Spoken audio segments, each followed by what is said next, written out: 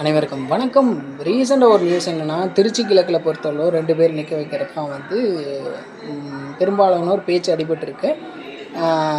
இடைத்தேர்தலுக்காக யாருன்னா சகாயம் ஐஏஎஸ் அவர்களும் ராகவா லாரன்ஸ் அவர்களும். எல்லாத்துக்கும் தெரிஞ்ச ஒரு விஷயம். 2 பேர்த்தில் யார் வந்தாலும் ஜெயிக்க போகிறது கன்ஃபார்மு. ஆப்போசிட் பார்ட்டி டெபாசிட் இழக்க போகிறது கன்ஃபார்மு. இதில் லாரன்ஸ் அண்ணனை பற்றி சொல்லவே தேவையில்லை. எல்லாத்தையும் சரிசமமாக பார்க்கக்கூடிய ஒரு மனுஷன், எல்லாத்துக்கும் நல்லது நினைக்கக்கூடிய ஒரு மனுஷன், தான் சொத்தையே விற்று கூட செலவு செய்யக்கூடிய ஒரு நல்ல ஒரு மனிதன் அவர் லாரன்ஸ் அண்ணன். சகாயம் ஐஏஎஸ் அவர்களும் ஒன்றும் சளைச்சவர் கிடையாது.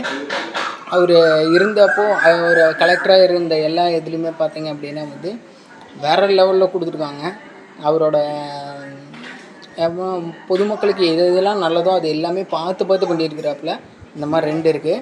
இதுக்கு இடையில் பார்த்திங்க அப்படின்னா லாரன்ஸ் அண்ணன் அவர் ரீசெண்டாக ஒரு அறிக்கை விட்டுருக்காரு. என்ன அப்படின்னா, எனக்கு 10ஆம் தேதி வரலும் ஒரு படத்தோட ஷூட்டிங் இருக்குது. அந்த ஷூட்டிங் முடிச்சுட்டு நான் 11ஆம் தேதி எங்கள் அம்மாட்ட பேசிவிட்டு நான் ஒரு நல்ல முடிவாக சொல்லுவேன் அப்படிங்கிறது தான் இப்போ ட்விஸ்ட்டு, டர்னிங் பாயிண்ட்டு. ஸோ அந்த டர்னிங் பாயிண்ட்டு என்ன நடக்குதுன்னு தெரியாது, பொறுத்திருந்து பார்ப்போம். ஆனால் ஒரு விஷயம் நான் ஸ்ட்ராங்காக சொல்லிக்குவேன், இன்னும் அஃபீஷியலாக எந்த நியூஸும் வரல. அதுதான் உண்மை. இப்போது பரப்பிட்டு இருக்கிறது எல்லாமே ஒரு வதந்தி தான். இன்னும் அஃபீஷியலாக எந்த நியூஸும் இதை பற்றி வரல. யார் நிற்க போகிறாங்கங்கிறது இன்னும் சொல்லவே இல்லை. பட் ஆனால் ஒரு நல்ல கேண்டிடேட்டை பார்த்து தான் அந்த இடத்துல நிறுத்துவார். தென் தொகுதிக்காக விட்டு கொடுத்தவங்களும் இருக்காங்க.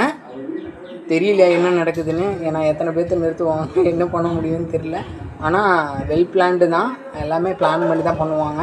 இன்னும் அஃபிஷியலாக எந்த நியூஸும் வரல. அதுதான் உண்மை. இதில் உங்களோட பதில் என்ன அப்படிங்கிறத நீங்கள் கமெண்ட்டில் சொல்லுங்கள். யார் வந்தால் நல்லாயிருக்குங்கிறத நீங்களே கமெண்ட்டில் சொல்லுங்கள்.